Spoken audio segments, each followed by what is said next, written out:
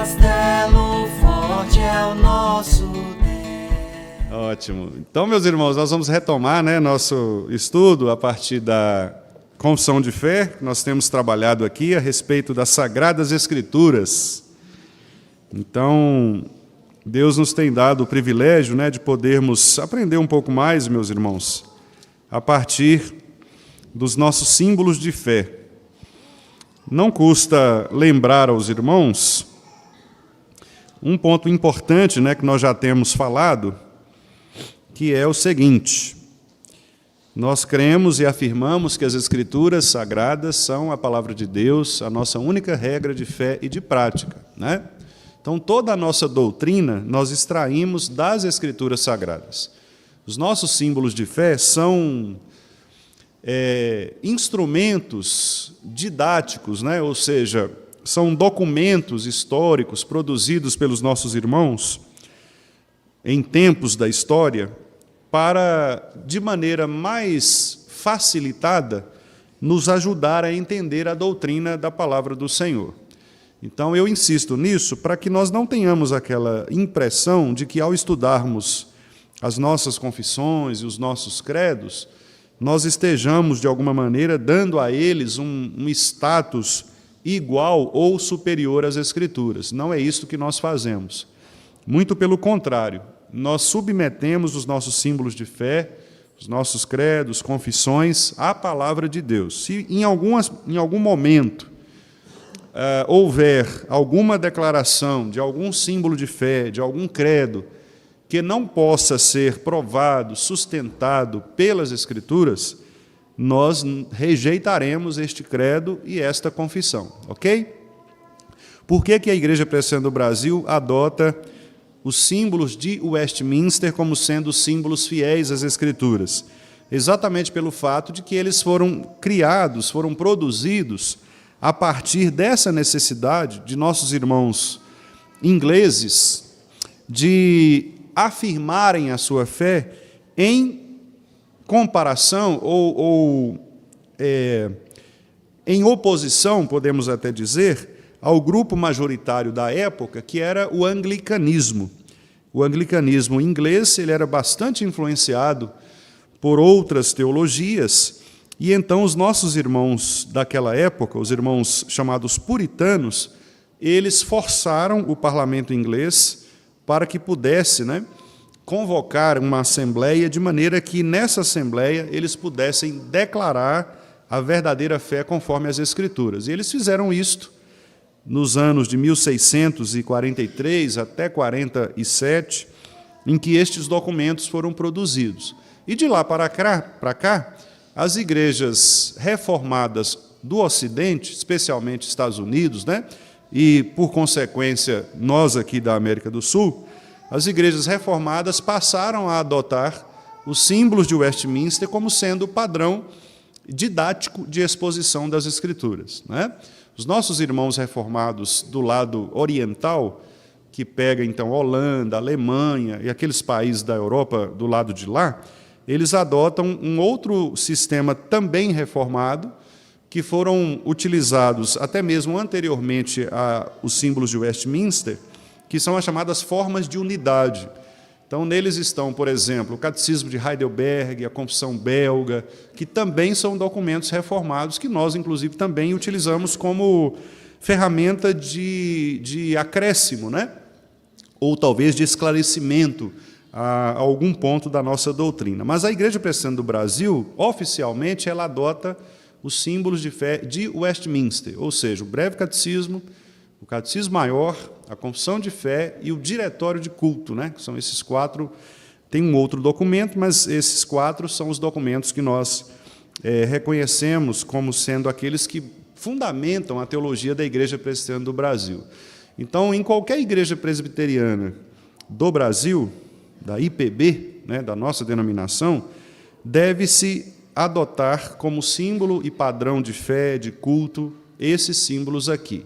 Se alguma IPB não faz isso e distorce esses símbolos, ela está naturalmente sendo infiel à própria denominação, não é? Porque a própria denominação afirma isso no seu capítulo 1 do seu manual presbiteriano, da sua Constituição, afirma isso, que a Igreja Presbiteriana do Brasil é uma reunião de igrejas federadas que tem as Escrituras Sagradas como única regra de fé e prática e os símbolos de fé como padrão doutrinário, né? Então, por isso nós estudamos esses documentos, tá bom, meus irmãos?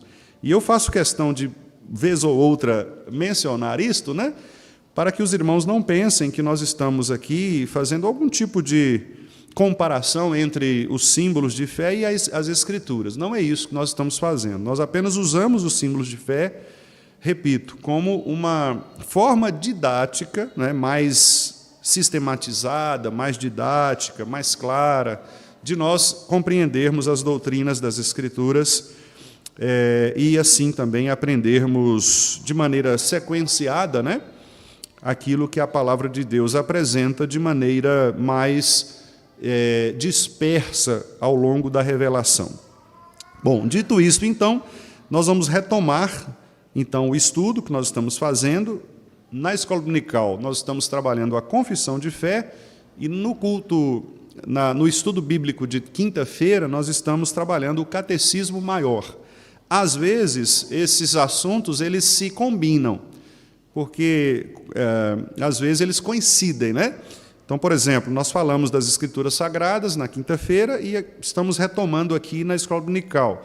Lá na quinta-feira nós já estamos falando a respeito do ser de Deus. Em algum momento aqui também, depois que nós vencermos este capítulo 1, nós entraremos no capítulo que trata do ser de Deus. Então, eu estou tentando evitar que os assuntos fiquem repetitivos, né? Porque, como eles às vezes coincidem, eu estou tentando evitar isso, trazendo elementos diferentes, né? Então, às vezes, eu abordo um aspecto na quinta-feira, outra hora eu abordo um aspecto diferente aqui, né? E estou tentando, assim, fazer esta separação para não ficar tão repetitivo, embora a repetição não seja tão ruim assim, né?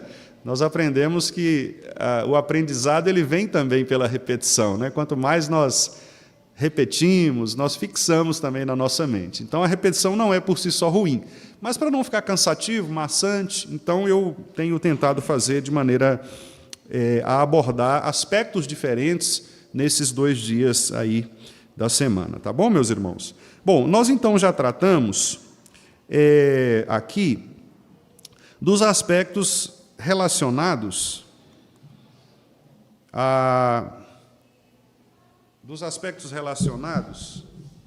se Henrique puder usar o sem fio, talvez seja melhor aqui para mim, se você puder ajudar ali, por favor, que aí eu posso ficar mais livre aqui. Eu vou só avançar aqui, meus irmãos. Eu estou fazendo os slides, né? Eu disse para vocês que eu estou fazendo os slides progressivamente, né? A maneira que eu vou acrescentando. Então, eu passo para os irmãos ali da mídia.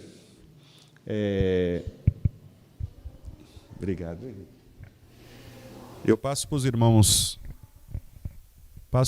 da mídia os assuntos novos, né, que nós vamos tratando. Tá saindo o som aí? Tá? Ok. Acho que está baixinho, viu, Gui?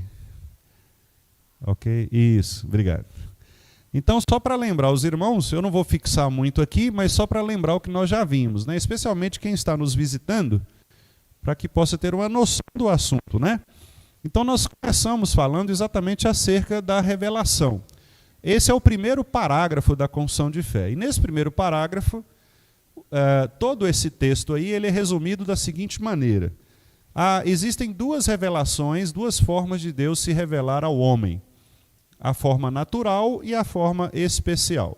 Nós vimos que a forma natural é quando Deus resolveu criar todas as coisas no espaço de 6 dias. Então, isso aparece de maneira muito clara em Gênesis capítulo 1. No princípio, criou Deus. Se não houvesse Gênesis 1:1, não haveria nenhuma possibilidade de nós termos conhecimento de Deus. Nós só conhecemos Deus porque Ele resolveu se revelar a nós. Então, esse é o ponto da chamada revelação natural. Deus faz isto pela criação, que está lá em Gênesis 1, e pela providência, que é o ato de Deus continuar governando todas as coisas conforme a palavra do seu poder. Hebreus capítulo 1, versículo 3. Cristo sustenta nas suas mãos e governa todas as coisas pela palavra do seu poder. O outro modo de revelação é a chamada revelação especial. E ela é especial porque ela é dada para aqueles que são especialmente chamados por Deus. Então Deus, ele se revela de maneira natural a todas as pessoas, a toda a criação, a toda criatura, todo homem, todo ser humano. Ele recebe a capacidade, por meio da revelação natural e pela providência, de saber que há um Deus, ok? Mas, para que ele seja salvo, ou seja, para que ele saiba que esse Deus é Jesus Cristo e que esse Cristo veio para salvá-lo, é necessário a revelação especial. Então, recebem a revelação especial aqueles que são capacitados para crer nessa revelação especial. Por quê? Porque essa revelação especial ela está exposta, fundamentada nas Escrituras Sagradas. E só poderá entender as Escrituras Sagradas para a salvação aqueles que recebem o dom de crer, a fé para crer. Efésios capítulo 2. Nós estávamos mortos nos nossos pecados e ele nos deu vida. Essa vida foi o quê? Foi a geração de um novo pensamento, de uma nova disposição do coração para crer que Jesus Cristo é Deus. Crendo que Jesus Cristo é Deus e Senhor e Salvador, então esta pessoa ela passa a ver as Escrituras de uma maneira diferente. Então, alguém pode estudar as Escrituras do ponto de vista acadêmico, do ponto de vista literário, do ponto de vista histórico, sem ser salvo? Pode. E, aliás, muitas pessoas fazem isso. Há pessoas que fazem cursos ligados às religiões, por exemplo, ciências da religião, e outros cursos, né, que estudam a Bíblia. Há, inclusive, textos que são textos muito profundos, muito bons, que são da literatura bíblica, sem ser de pessoas crentes, convertidas. As pessoas permanecem, algumas até se declaram mesmo sem qualquer tipo de apego à religião ou a Deus, mas elas são estudiosas da Bíblia, estudiosas do ponto de vista literário, do ponto de vista histórico, né? Então é possível alguém ler a Bíblia e não entender a Bíblia como palavra de Deus, ok? Aqueles que vão ser capacitados para entender a Bíblia como palavra de Deus, porque são duas coisas diferentes, né? Palavra de Deus é exatamente o aspecto especial da revelação. Estes são os chamados eleitos de Deus, ok, meus irmãos? Então esta é a revelação especial pela qual, como eu disse ali, as Escrituras são regra que Deus nos deu para que saibamos a maneira que devemos glorificá-lo e gozá-lo durante nossa existência. A Bíblia é, dessa forma, a manifestação clara e única da vontade de Deus referente a todos os homens, especialmente a salvação dos eleitos por meio de Cristo. Então, foi isso que nós vimos inicialmente. Vimos que, então, não é possível a revelação natural salvar o homem, porque para que o homem seja salvo, é necessário que ele creia em Cristo. E para crer em Cristo, é preciso que ele seja especialmente chamado. Ou seja, a revelação especial deve entrar no seu coração. Então é muito possível uma pessoa olhar para a criação, perceber a existência de um ser superior, perceber a existência de um Deus criador, até declarar isso para as pessoas, né? Mas ela não é um eleito, ela não é uma pessoa salva, ela não percebe a relação desta criação com Cristo Jesus, com Deus Salvador. Por exemplo, as pessoas que são naturalistas, elas, às vezes, algumas delas admitem a existência de um ser superior, que criou todas as coisas, né? Mas isto para elas só serve como afirmação de que há um Deus. Não serve para salvá-las. Então, o fato de alguém declarar que há um Deus criador, que há uma criação que é sustentada por Deus, isso não salva. Por isso que o texto ali de Tiago diz que essa fé até os demônios têm. Tiago 2,19. Até os demônios sabem que Deus existe. Não é? O diabo sabe, melhor do que qualquer um de nós, que Deus existe. Ok?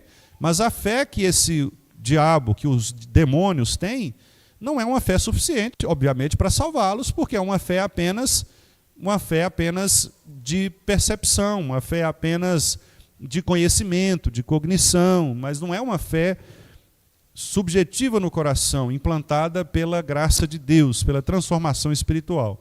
Por isso que você passa pelas ruas, e no caso do povo brasileiro, por exemplo, acredito eu que mais de 90% das pessoas vão dizer, não, eu acredito em Deus, não, Deus existe.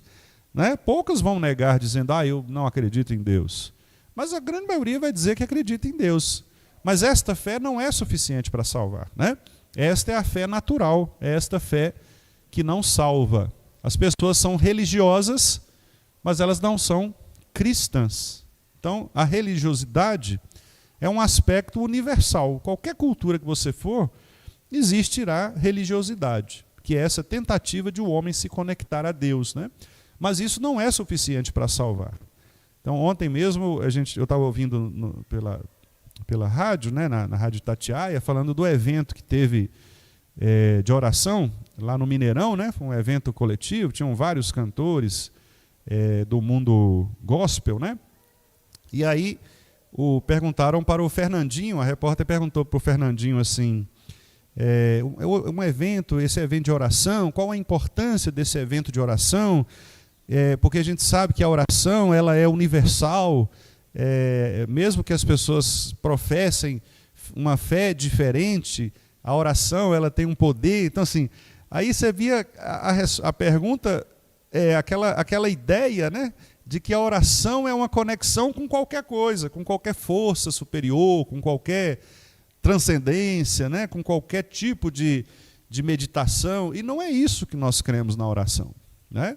Então, essa afirmação de que, não, qualquer Deus, qualquer força, qualquer energia, às vezes a pessoa está doente, né?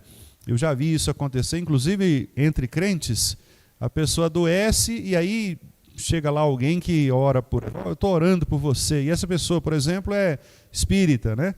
E aí a pessoa diz assim, agradece, dizendo, que bom, todas as orações são válidas, né?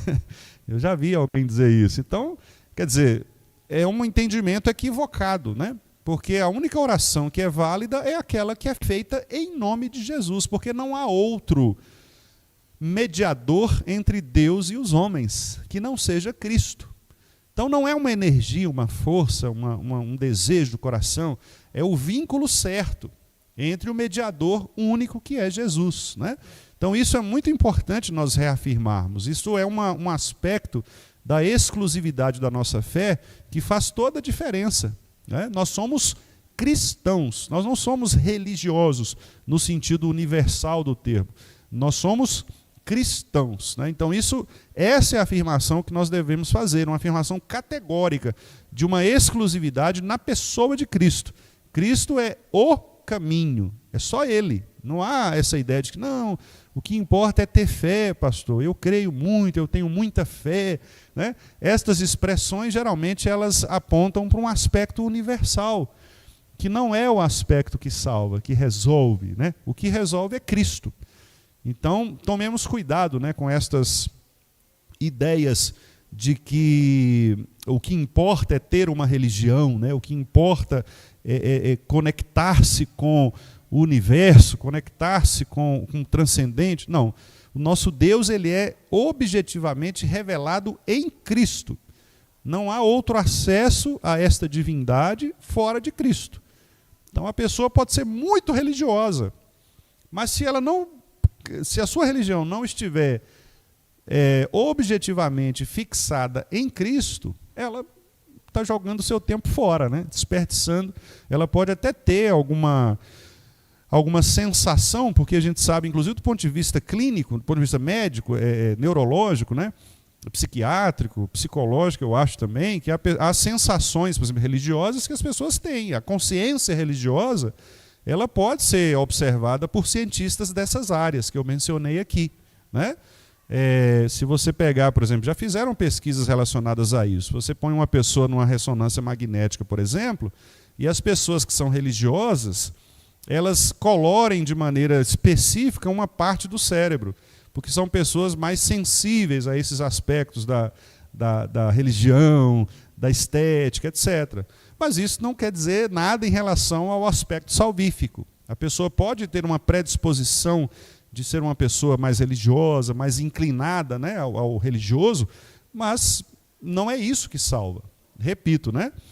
Até os demônios sabem que Deus existe e eles, nesse sentido, eles têm fé na existência de Deus, né? Mas, claro, esta fé não é suficiente para salvá-los. Então eu insisto sempre nisso, meus irmãos, porque este é um ponto muito basilar da nossa fé, é um ponto fundamental, né?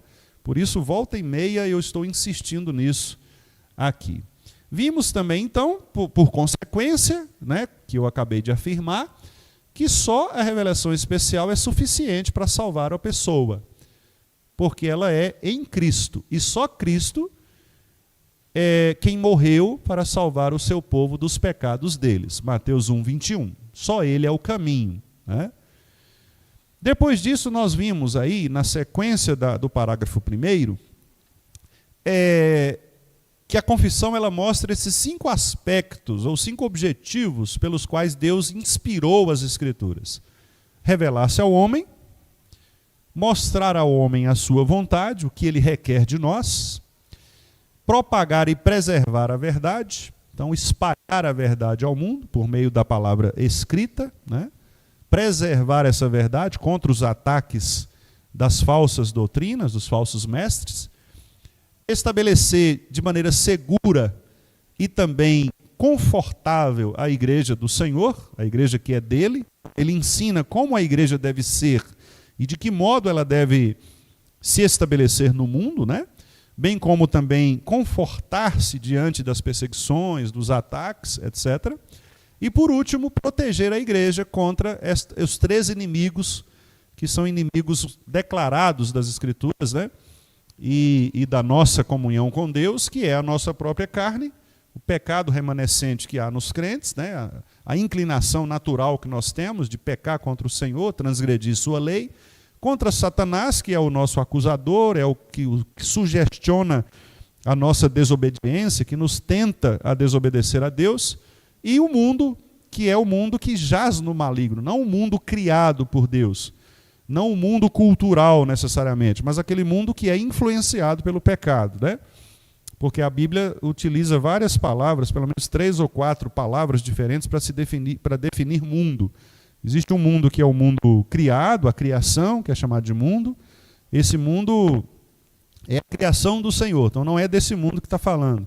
Existe um mundo que é o mundo do pecado, né? O mundo que jaz no maligno. Então, quer dizer, que mundo é esse? É a cultura que está mergulhada no pecado. Então, é desse mundo que a Bíblia está falando aí, que se opõe à igreja. Então, esses são os objetivos de Deus, aqueles que são mostrados, né, nas Escrituras, da razão pela qual ele resolveu inspirar o texto sagrado. Vimos que não há outras formas de Deus se revelar. Então, por isso, nós que somos reformados, nós não cremos nas chamadas novas revelações do Espírito, que a gente colocou ali como revelações extra-bíblicas.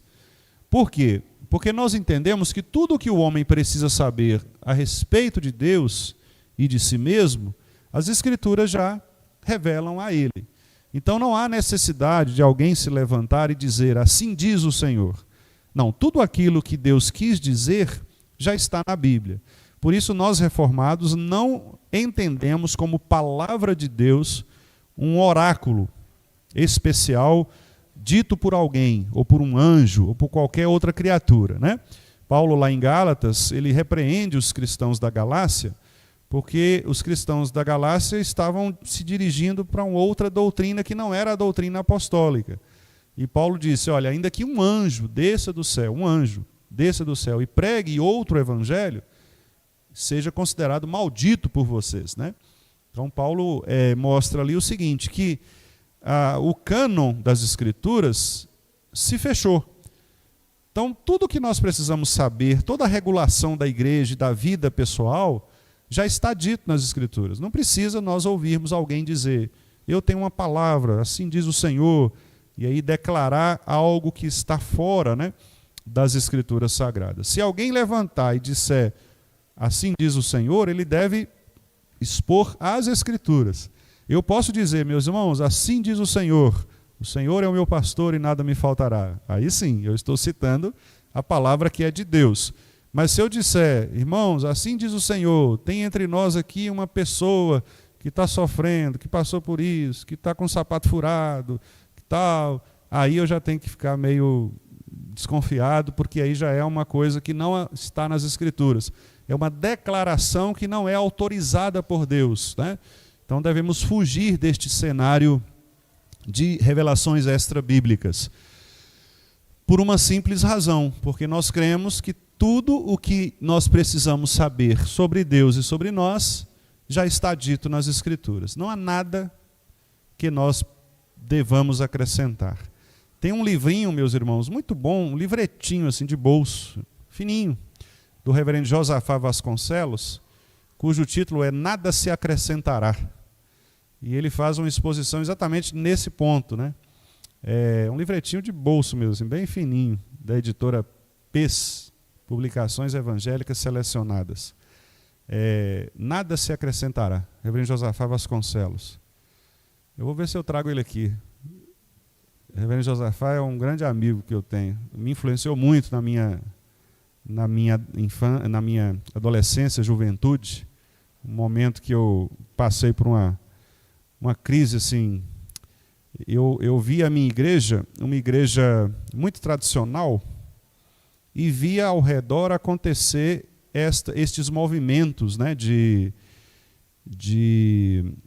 renovação, e aquilo me dava assim, uma sensação estranha de olhar para um tradicionalismo meio morto, de um tradicionalismo que não dava resultado, e de olhar para um outro lado que era uma espécie de um pietismo que dava resultado. E aí eu inclusive, na época, fazia parte da Federação de Mocidades, e eu convidei o reverendo Josafá para fazer uma conferência, né, lá em Montes Claros, e ele me ajudou muito. Ele me indicou 3 livros que mudaram minha vida assim, doutrinariamente. 3 livros a respeito dos puritanos, do Dr. Martyn Lloyd-Jones, que é Os Puritanos, Suas Origens e Sucessores, do James Packer, que é Entre os Gigantes de Deus, e do Leland Hyken, que deixa eu me lembrar o nome, depois eu lembro. Do Leland Hyken, 3 livros que influenciaram muito, muito. E a partir disso, aí Deus me ajudou e eu resolvi essa percepção. O reverendo Josafá é pastor em Salvador. Um irmão muito querido, muito querido e muito fiel às Escrituras. Ele tem uma história muito interessante, porque ele participou daqueles movimentos de renovação no passado. Ele era pregador assim, de multidões, de fazer apelo, e etc. E ele mudou radicalmente a sua posição teológica. E depois passou a confessar, inclusive a se colocar como linha de frente, né, dessa posição reformado puritana. Então é um irmão muito querido. Ele já é idoso, mas eu vou tentar trazê-lo. Acho que os irmãos vão gostar muito dele. Muito bem, então, Nada se acrescentará. É o livrinho, acho que o Tiago pesquisou ali. Pesquisou, Tiago? Não, né? Achou o livrinho aí?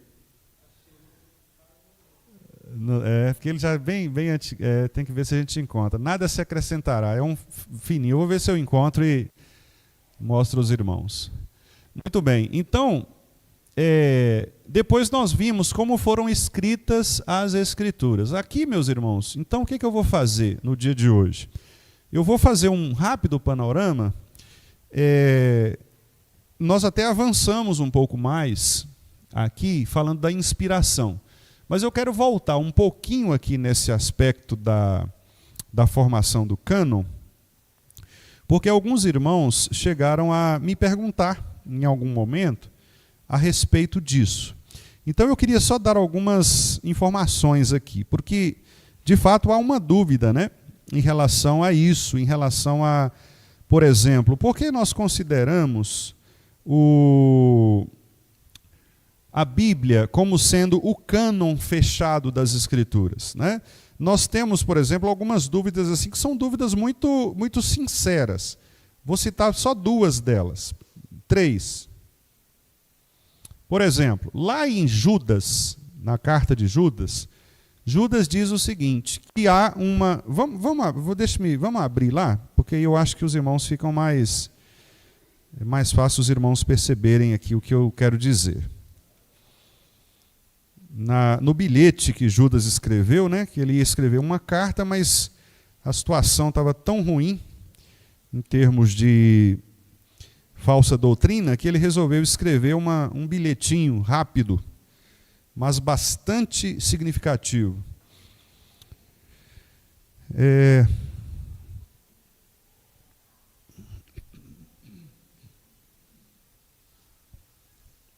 Versículo 14.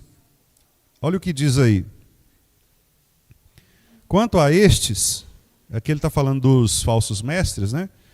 Foi que também profetizou Enoque, o 7º depois de Adão, dizendo: Eis que veio o Senhor entre suas santas miríades, para exercer juízo e tal. Aí ele vai até o final do versículo 15. Essa citação é uma citação atribuída a Enoque. E nós não temos esta referência necessariamente clara nas Escrituras. Então, alguns sugerem que há um texto, há uma profecia de Enoque. Um texto de Enoque, né? Um texto que foi escrito por Enoque, que é citado aqui por Judas. Então a pergunta é a seguinte: e se em algum momento esse texto de Enoque fosse encontrado em alguma destas cavernas por aí, né? Um arqueólogo está lá fazendo lá suas pesquisas e encontra. Como nós vamos fazer? Nós vamos inseri-lo no corpo, acrescentar um texto à Bíblia, né? Então essa é uma pergunta importante. Há uma outra menção também que pode despertar dúvidas em nós, que é, deixe-me ver aqui, sim, Colossenses capítulo 4, abram por favor, para os irmãos perceberem aqui também um outro aspecto, uma outra dúvida, né, que pode existir. Colossenses 4, veja o versículo 16. Lá no finalzinho, Paulo já está dando ali suas saudações finais. Colossenses 4,16 diz assim, olha: uma vez lida esta epístola perante vós, quer dizer, qual epístola? A epístola de Colossenses. Providenciai para que seja também lida na igreja dos laodicenses. E a dos de Laodiceia, lede-a igualmente perante vós. Tem uma carta que Paulo escreveu para a igreja de Laodiceia. Cadê essa carta? E se ela for encontrada na casa de alguém aí? Como é que vai fazer? Nós vamos inseri-la no cânon? Então, veja que as Escrituras elas trazem essas dúvidas, e são dúvidas sinceras, honestas, não é nenhum problema nós perguntarmos, né?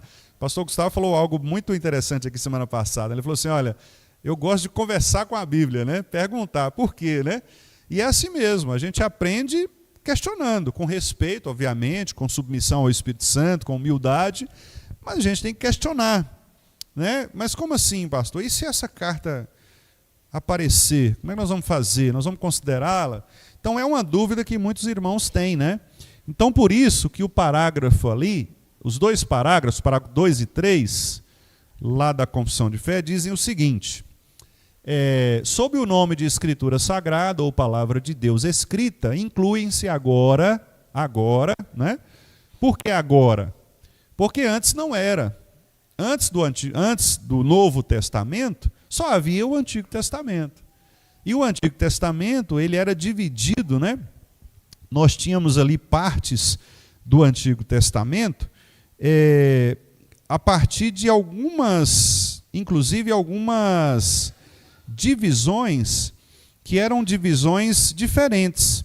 A mais comum divisão era a chamada dos massoretas. Quem eram os massoretas? Os massoretas eram judeus estudiosos que eles tinham a tarefa, né, de guardar a tradição judaica, a tradição escrita, né, principalmente. Os massoretas, inclusive, eles foram muito importantes porque no hebraico, acho que eu disse isso aqui aos irmãos um dia,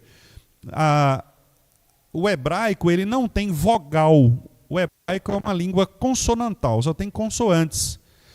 Então nós temos muita dificuldade de ler e de pronunciar o hebraico. Por isso que você não encontra assim, com muita facilidade pessoas estudiosas do hebraico. Os massoretas, o que eles fizeram? Para ajudar na oralização, para ajudar na pronúncia da palavra, eles criaram vogais, sinais vocálicos. Então, por isso que a escrita hebraica, depois eu posso trazer para os irmãos aqui, só por curiosidade, um trechinho em hebraico, para os irmãos verem. Você tem a letra, que é um desenho, e nessa letra você tem pontinhos. Você tem alguns pontinhos, você tem alguns tracinhos, um pontinho no meio, 2 pontinhos embaixo. Você tem esses sinais. Esses sinais são chamados sinais massoréticos. Por quê? Este grupo dos massoretas, eles criaram esses sinais vocálicos para facilitar a pronúncia, a oralidade do texto hebraico. Então eles fizeram isto e guardaram essa tradução ao longo de muitos anos, né? Alguns dizem que esse sistema de vocalização ele foi desenvolvido entre os anos 500 e 950 e 500 antes de Cristo, né? Então isso quer dizer, há quase 1000 anos aí antes de Cristo, esse texto ele já tinha recebido, né, essas marcas, esses sinais que ajudavam exatamente nas traduções. Então, o que acontecia? Os judeus eles eram muito criteriosos em relação à guarda dos textos sagrados, né, em relação a preservar. Então, os massoretas eles estabeleceram o seguinte: primeiro, tinha a Torá, que é o que nós conhecemos como Pentateuco, que são os 5 primeiros livros da Bíblia, Penta, né, que é 5, Teuco, né, que vem de lei, então é Gênesis, Êxodo, Levítico, Números e Deuteronômio.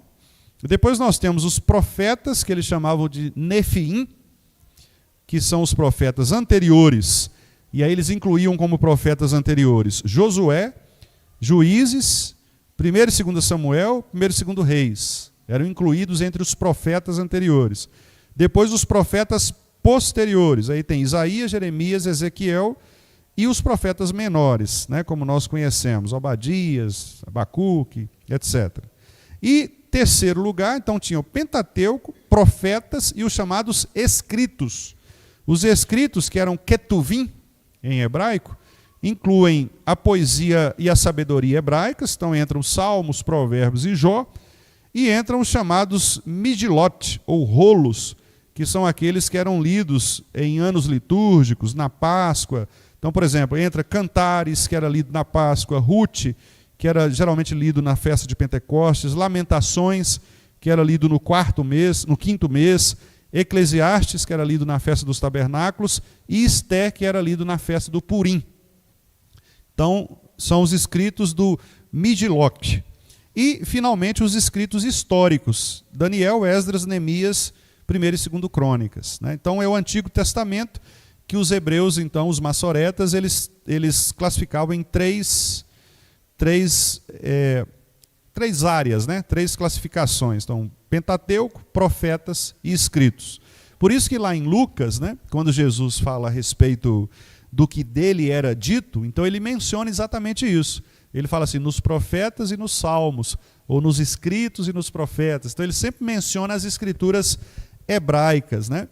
Então essa divisão era a divisão mais comum. E o que aconteceu? Esses livros eles eram cuidadosamente preservados, exatamente para que eles não sofressem nenhum tipo de adulteração. E aí, o que nós temos disso? Nós temos algumas traduções que foram depois utilizadas, né? E que foram, inclusive, disputadas. Quando alguns desses textos eles foram sendo incluídos no Antigo Testamento, alguns escritores incluíram outros textos que não faziam parte deste cânon judaico.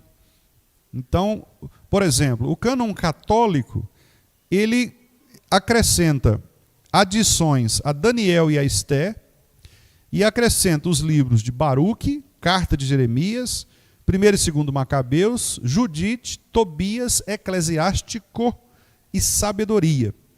3º e 4º Esdras e ainda a oração de Manassés. Então esses livros foram acrescentados às Escrituras, especialmente a partir da Vulgata Latina, que já é uma espécie de leitura católica da tradição judaico-cristã, né?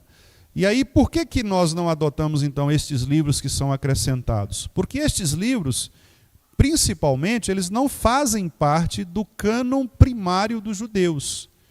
Nós respeitamos aqueles textos sagrados que foram mantidos pelos judeus, preservados pelos maçoretas e pela tradição judaica, como sendo os livros estudados e trazidos por Deus. Esse é um primeiro critério.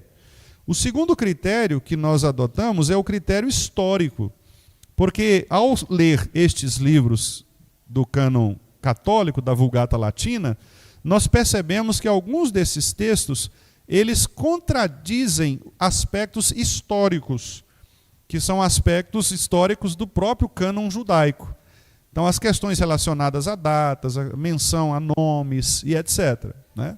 Um outro aspecto que é questionado é o próprio aspecto teológico, porque em alguns desses livros os próprios escritores admitem nos próprios textos que o que eles fazem é uma leitura pessoal, uma leitura específica, né?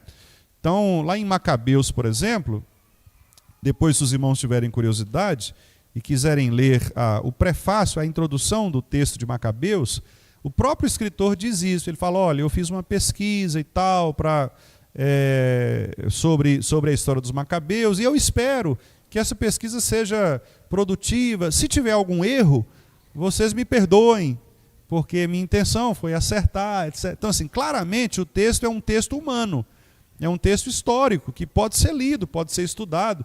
Inclusive é até bom que se estude, porque é um período interessante da história dos judeus, né, que é o período de transição entre o Antigo Testamento e o Novo Testamento, a revolta dos Macabeus. Ajuda muito a gente entender o início do Evangelho, ajuda muito do ponto de vista histórico.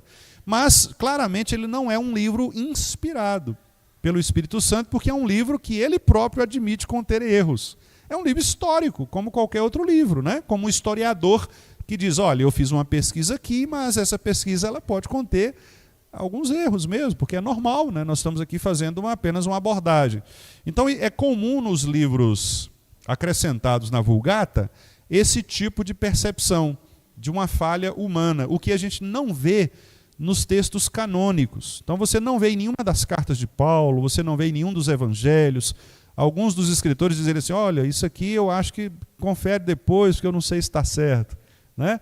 Pelo contrário, o próprio Lucas, quando ele diz lá que escreveu a Teófilo, ele fala assim, eu fiz uma pesquisa acurada, detalhada, minuciosa. Quer dizer, e ele não diz assim, olha, pode ter um erro nessa pesquisa. Não, a forma como ele registra é uma forma de certeza, não uma forma de dúvida, né? Então, agora, meus irmãos, é claro que mesmo os livros, os nossos livros, chamados canônicos, é claro que eles também sofreram vários tipos de dúvidas. Lutero, por exemplo, tinha dúvidas em relação ao texto de Tiago. Ele achava que o texto de Tiago não poderia ser incluído entre os canônicos, porque, na opinião dele, o texto contradizia o ensino de Paulo da salvação, que não é por obras, né? Porque Tiago menciona lá o fato de que a fé sem obras é morta. Então, Lutero achava estranha essa afirmação de Tiago, comparando com Paulo. Então, ele teve dificuldade de aceitar. Um outro livro que teve bastante dificuldade de ser aceito é o texto de Hebreus, porque por não se perceber a autoria de Hebreus, Alguns atribuíam a Paulo, outros atribuíam a Apolo, pela escrita mais refinada, mas alguns tiveram problemas com relação à carta aos Hebreus também. O Apocalipse foi um texto disputado, segunda carta de Pedro e Judas, porque elas são muito parecidas. Se os irmãos lerem Judas e lerem a segunda carta de Pedro, principalmente o capítulo 2, ali vocês vão ver que parece muito. E alguns dizem que, na verdade, é a mesma coisa. Não são cartas distintas, é uma mesma carta e que foi ali em algum momento, vamos dizer assim, relida ou reescrita por alguém como uma cópia. Né? Então, alguns tiveram dificuldades de aceitar essa separação entre estas cartas. O Apocalipse, o aspecto mais controvertido do Apocalipse, que é exatamente a questão da escatologia, né? A simbologia. Alguns achavam que essa simbologia toda não combinava com os aspectos objetivos do cristianismo. Então isso trouxe problema também para alguns estudiosos em relação à formação do cânon. Então eu estou falando isso pelo seguinte, porque a pergunta que fica para nós é: como saber então que a Bíblia ela pode ser entendida por nós como sendo palavra de Deus, né? Quando as pessoas disserem para nós assim: mas papel aceita qualquer coisa, né? Por que vocês creem na Bíblia? Não é isso? Então, geralmente, a gente fica com uma certa dificuldade, né, de aceitar de defender esta crítica que fazem a nós. Mas por que nós, então, entendemos esses livros como sendo os livros canônicos? Por alguns critérios. O primeiro critério é o critério da apostolicidade. O que é isso? Para a formação do Novo Testamento, o Antigo Testamento é mais fácil, porque ele vem de uma tradição judaica que já está estabelecida. Então, o questionamento em torno do Antigo Testamento é menor.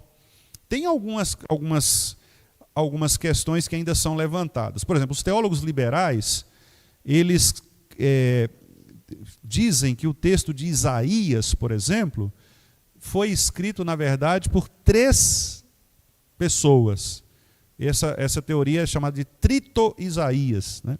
Eles entendem que não foi o profeta Isaías, que há uma coletânea ali de escritos e que, por isso, Isaías deveria ser questionado do ponto de vista da sua autoria e da sua autoridade. Os liberais fazem isso, né? Eles questionam também, por exemplo, os textos relacionados ao final dos textos de Moisés, especialmente o final, porque o registro da morte de Moisés. Quanto a isso é mais tranquilo, porque fica fácil da gente perceber de que quem finaliza Deuteronômio é Josué, não é Moisés. Moisés morre, um morto não vai escrever, naturalmente. Mas a morte de Moisés ela é narrada, a oração de Moisés, a morte. Então, a tradição reformada entende que os capítulos finais de Deuteronômio foram escritos por Josué. Isso não tem nenhum problema. Josué completou a obra, né, embora ele não mencione isso, mas fica claro no texto em razão de que Moisés havia morrido. Então a descrição da morte caberia ao sucessor de Moisés, claro, né? Então Josué, que foi o sucessor escolhido por Deus para dar sequência ao trabalho, foi também quem registrou a morte de Moisés. Então os liberais eles questionam alguns aspectos do Antigo Testamento, mas por ter uma tradição fixa na tradição judaica, é menos questionável do que o Novo Testamento. O Novo Testamento é mais questionado. Então, por isso que eu citei aqui Tiago, Hebreus, Apocalipse, 2 Pedro, Judas, são cartas questionadas, além destas que eu mencionei aqui. Por exemplo, a carta a Laodiceia, que nós não temos, mas que é mencionada por Paulo, né? Aqui em Colossenses. Essa profecia de Enoque, que nós também não sabemos onde ela existiu, como ela existiu, e ela é registrada em Judas. Então, há essas questões textuais que podem trazer alguma dúvida. Pois não, irmão Ronaldo? Foi bom você pedir a palavra para eu tomar uma água aqui.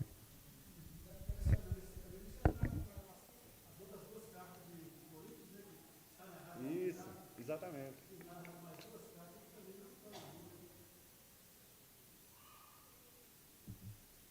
Pois é, bem lembrado, Ronaldo. Então, as 3ª e 4ª, né? Coríntios, que também não está aí. Então, onde é que estão esses documentos? E se eles forem encontrados, né? Então aí, como é que a gente responde isso aí? A gente responde isso aí, meus irmãos, a partir daqueles critérios que eu disse, né? E como o primeiro critério que a gente pode estabelecer aqui é o critério da apostolicidade, como eu estava dizendo. O que é o critério da apostolicidade? Bom, nós lemos lá com muita clareza, em Atos dos Apóstolos, que a igreja deveria ser estabelecida na doutrina dos apóstolos. Isto é muito claro para nós, para a igreja cristã primitiva. A igreja cristã primitiva sabia que, e veja, meus irmãos, naquela época era muito mais, era muito pior do que hoje. Porque naquela época não havia escrito, né, a não ser o Antigo Testamento. Então, o que havia era a proliferação de várias pregações, especialmente a respeito de Jesus.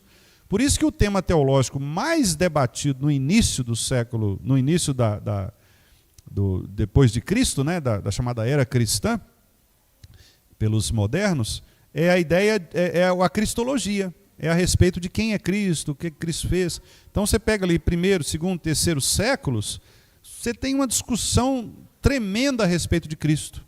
Porque não tinha escrito, né?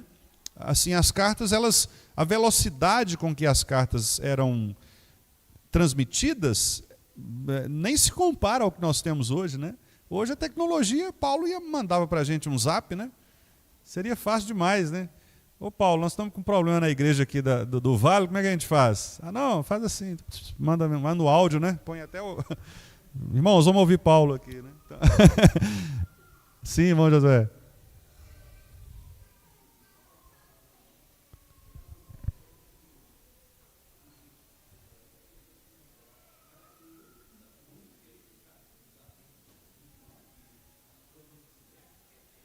Exatamente. Isso aí. É isso mesmo. As coisas encobertas pertencem ao Senhor, né? As reveladas pertencem a nós e a nossos filhos. Então, por isso que a gente tem que...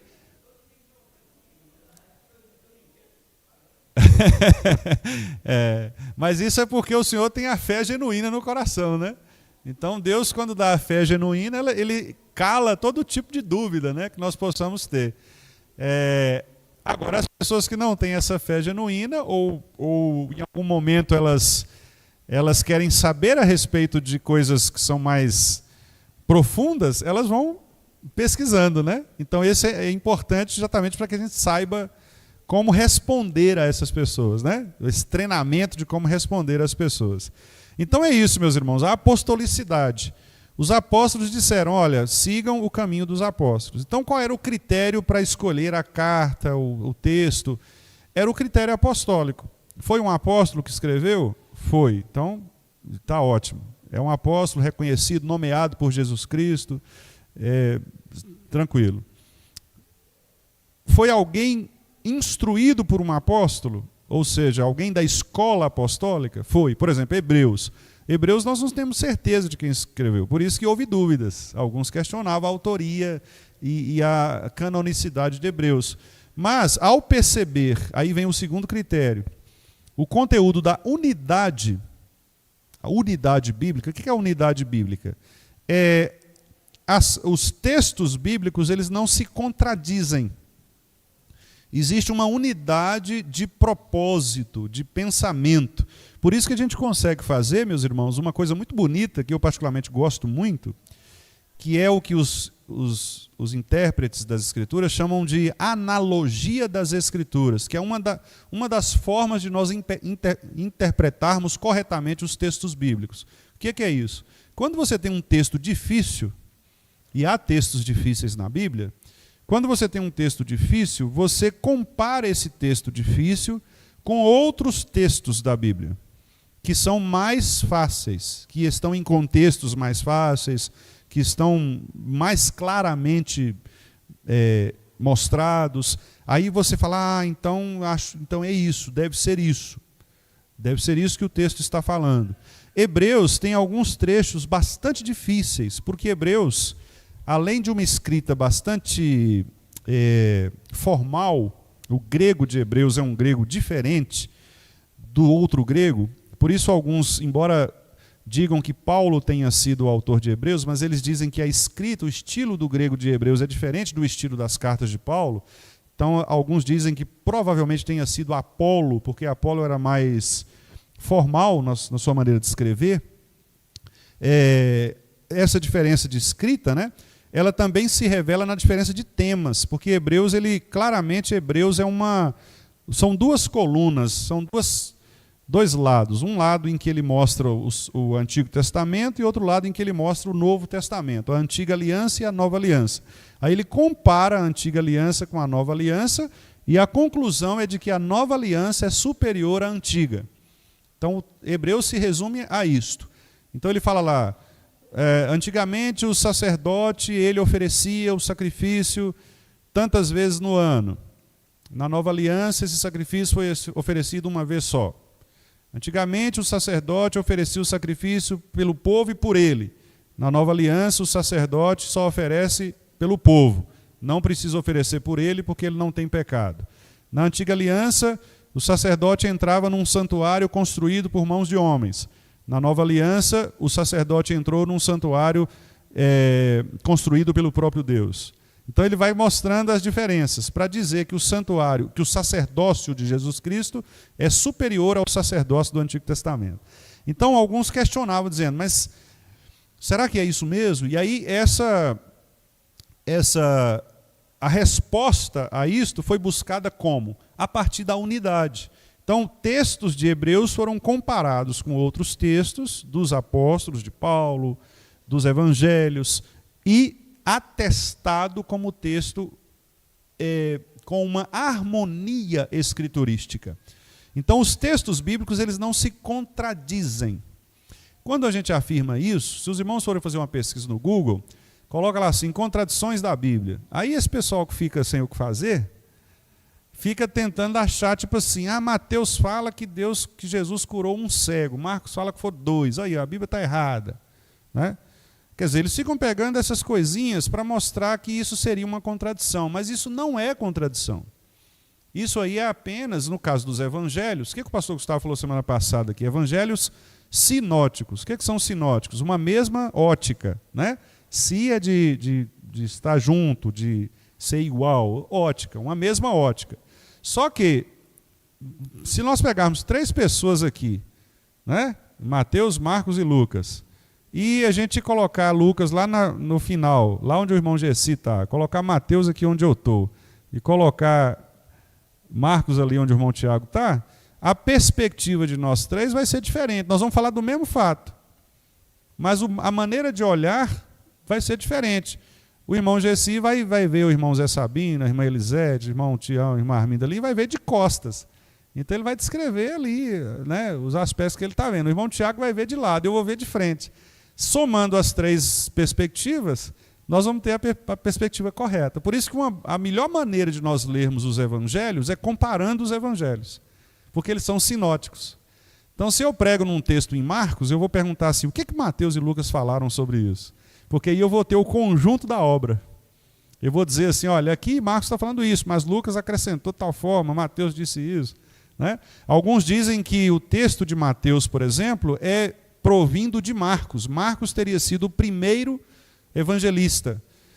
Só que Marcos tem uma ênfase, por isso que o evangelho de Marcos é curtinho, porque Marcos ele dá ênfase à obra de Jesus objetivamente. Mateus não, Mateus descreve na perspectiva do reino. Lembra que o pastor Gustavo falou? Os 5 sermões de Mateus, né, com a perspectiva do reino, o que é o reino, quem são os cidadãos do reino, o que eles devem fazer, não é isso? Marcos é uma perspectiva objetiva, curtinho. Lucas, por ser médico, já tem uma perspectiva mais ampliada, inclusive médica. Por exemplo, Marcos e Mateus não falam da febre alta que a menina tinha. Lucas fala, Lucas era médico. Então ele sabia diferenciar que era uma febre alta, que era uma febre maculosa, uma dengue, né? Mateus e Marcos não. Então veja, é a perspectiva de quem escreve, correto? É a perspectiva. Então, se eu falo do texto aqui de uma maneira com a minha visão, obviamente eu vou colocar o meu aspecto.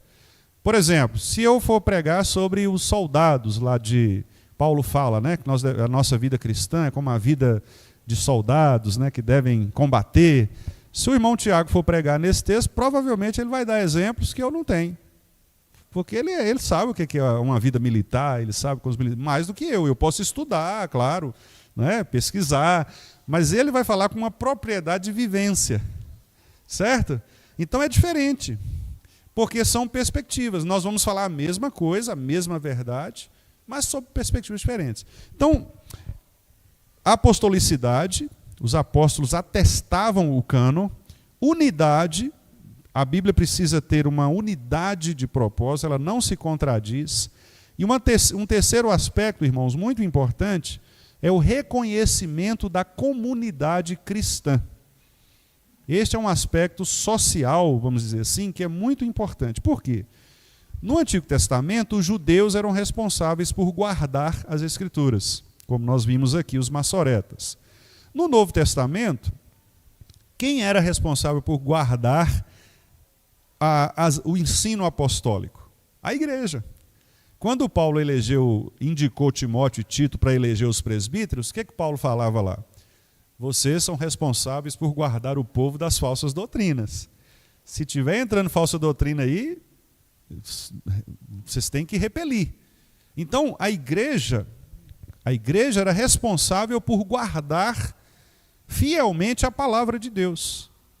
Então, quando o cânon foi de fato definido, isso aconteceu nos primeiros séculos, houve muita disputa nessa época, né, segundo, terceiro séculos, para saber quais eram os textos sagrados que deveriam realmente finalizar na Bíblia, no que nós temos como Bíblia. O que contou também foi esta questão da aprovação da comunidade cristã. Aqueles irmãos, vamos supor que nós fôssemos fazer aqui no Vale um resgate da história do Vale, um resgate da história da tradição. O que é que nós faríamos? Nós iríamos consultar quem? Nossos apóstolos aqui, né? O apóstolo Josué, o apóstolo Zé Sabino, né? As irmãs aí também que participaram. Por quê? Porque são os irmãos fundadores, os irmãos mais velhos, os irmãos que estão aqui e que conhecem a história. Então eles vão dizer para nós assim, ó, pastor, não era bem assim não. O que aconteceu na verdade foi isso, foi aquilo, tal. Então, a tradição da comunidade cristã, ela também serviu como fundamento para estabelecer o cânon. Então, os nossos irmãos registravam as cartas, os presbíteros ou pastores daquelas igrejas, né, recebiam essas cartas e a comunidade preservava aquele ensino e preservava aquele documento, aquele escrito, né? Então, Paulo mandou uma carta para Timóteo. Timóteo era o pastor da igreja, era o presbítero docente da igreja. E ele então recebia aquela carta, guardava aquela carta, reunia-se com os seus presbíteros, os seus pares, para ler para eles, depois lia para a igreja e eles guardavam aquele ensino, aquela tradição. Correto? Então, por isso, quando nós somos chamados de tradicionais, nós devemos entender que esta é a razão pela qual nós somos tradicionais. A nossa tradição não é uma tradução de usos e costumes necessariamente. Ah, pastor, nossa igreja é tradicional, então nós nunca vamos trocar esses bancos aqui porque eles são tradição. Não, não é nesse sentido, não é? Ah, não, pastor, nós não podemos tirar essa curva aqui, pastor, porque isso aqui vem desde Simonton, né? A gente não pode tirar porque vai mudar. Não, a tradição não é isso. Claro, nós temos que manter a nossa, vamos dizer assim, nossa identidade? Temos, né? Temos que manter a identidade da igreja. Mas o que eu estou querendo explicar para os irmãos é que o argumento da tradição, no caso da tradição evangélica, não é este. A tradição evangélica, ela se mantém a partir do ensino dos apóstolos. Essa é a nossa tradição. Como que a igreja cristã, ela vivia na época dos apóstolos, como ela viveu na época da reforma, como ela viveu na época dos grandes avivamentos. Então essa é a tradição que nós consideramos como sendo válida. Não a tradição estabelecida por homens. Né? Paulo, por exemplo, critica aqueles que viviam tradição de homens. Ele fala, olha, vocês estão querendo manter tradições humanas, rudimentos de homens. O que são essas tradições humanas de que Paulo se refere? São aqueles ensinos que os homens pregavam no judaísmo e que queriam agora que os cristãos continuassem fazendo. Paulo falou, não, gente, isso acabou, não precisa mais você guardar os dias santos, não precisa mais você obedecer aquela dieta sagrada dos judeus, a circuncisão na carne, essas coisas não precisam mais porque elas foram superadas. Então esse tipo de tradição não precisa manter. Nós temos que manter a tradição do ensino, a tradição da fé cristã, a tradição da nossa identidade como cristãos. Então isso nós temos que manter, né? Essa é a tradição. Por isso nós somos tradicionais, no sentido de que nós somos apegados à tradição do ensino apostólico. Ok, meus irmãos? Então, esses 3 elementos básicos, eles justificam o porquê nós cremos nos 66 livros que nós temos na nossa Bíblia. A questão apostólica, os apóstolos atestaram o Antigo Testamento, Jesus citou o Antigo Testamento, né, por várias vezes, então há várias citações no Novo Testamento do Antigo Testamento. Então a apostolicidade, que é esse caráter didático, desse ensino, dessa tradição apostólica, o caráter da unidade e da harmonia, que é a questão da Bíblia não se contradizer internamente, o que ela afirma em Apocalipse, ela afirma nos Salmos, ela afirma em Daniel, ela afirma em Gênesis, né, de Gênesis a Apocalipse, nós encontramos esta unidade, esse fio condutor, né, conforme disse o pastor, o teólogo bíblico Van Groningen, né, ele chama de fio dourado, que vai do início até o fim, né, Deus conduzindo a história até chegar no final ali. Então essa unidade e harmonia. E terceiro lugar, o testemunho da comunidade cristã. Quer dizer, a própria igreja recebeu esses textos como sendo palavra de Deus, e então eles, recebendo esses textos como palavra de Deus, eles sustentavam esses textos, né, de maneira que eles fossem reproduzidos por todas as comunidades e aceitos pelas comunidades como palavra de Deus, né? Então isso é muito importante. Vamos ler aqui, para a gente finalizar então, 1 aos Tessalonicenses, capítulo 1. 1 aos Tessalonicenses, capítulo 1. Vamos ler do 2 ao 7. Vamos ler o trecho todo, né, para fazer bastante. Aliás, vamos ler do 1 ao 7, que aí a gente lê também os autores, né? Por exemplo, irmãos, aqui quando diz aqui, olha, Paulo, Silvano e Timóteo, a igreja dos Tessalonicenses. Olha que interessante, nós temos aqui a menção de 3 nomes, né? Então, por que a gente fala que é só a carta de Paulo?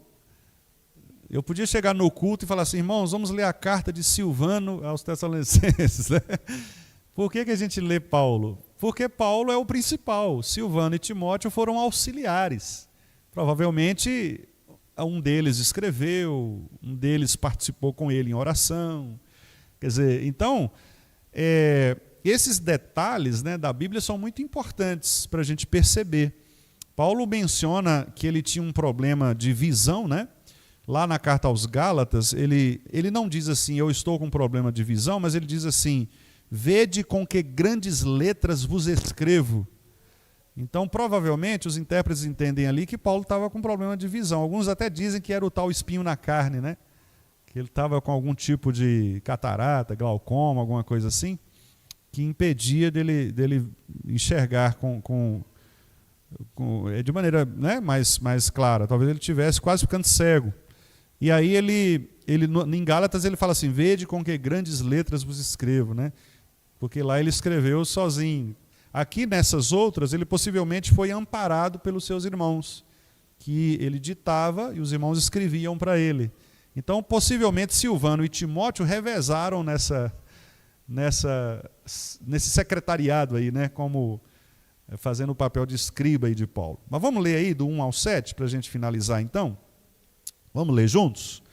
Paulo, Silvano e Timóteo, a igreja dos Tessalonicenses, em Deus Pai e no Senhor Jesus Cristo, graça e paz a vós outros. Damos sempre graças a Deus por todos vós, mencionando-vos em nossas orações e sem cessar recordando-nos diante do nosso Deus e Pai da operosidade da vossa fé, da abnegação do vosso amor e da firmeza da vossa esperança em nosso Senhor Jesus Cristo, reconhecendo, irmãos, amados de Deus, a vossa eleição, porque o nosso evangelho não chegou até vós tão somente em palavra, mas sobretudo em poder no Espírito Santo e em plena convicção, assim como sabeis ter sido nosso procedimento entre vós e por amor de vós. Com efeito, vos tornastes imitadores nossos e do Senhor, tendo recebido a palavra, posto que em meio de muita tribulação, com a alegria do Espírito Santo, de sorte que vos tornaste o modelo para todos os crentes na Macedônia e na Acaia. Então, qual é a ênfase aqui? A ênfase aqui é exatamente no fato de que Paulo, por 2 vezes, menciona que esses irmãos, eles receberam o quê? A palavra. Qual palavra? Palavra apostólica. E aí, ao receberem a palavra apostólica, o que eles fizeram? Versículo 6. Eles se tornaram imitadores. De quem? Do apóstolo, desta palavra. Então, a comunidade cristã era responsável por preservar o ensino apostólico. E aí, para fechar, capítulo 2, versículo 13. 13 e 14. Aliás, só o 13 mesmo. Podemos ler só o 13. Vamos lá? 2, 13.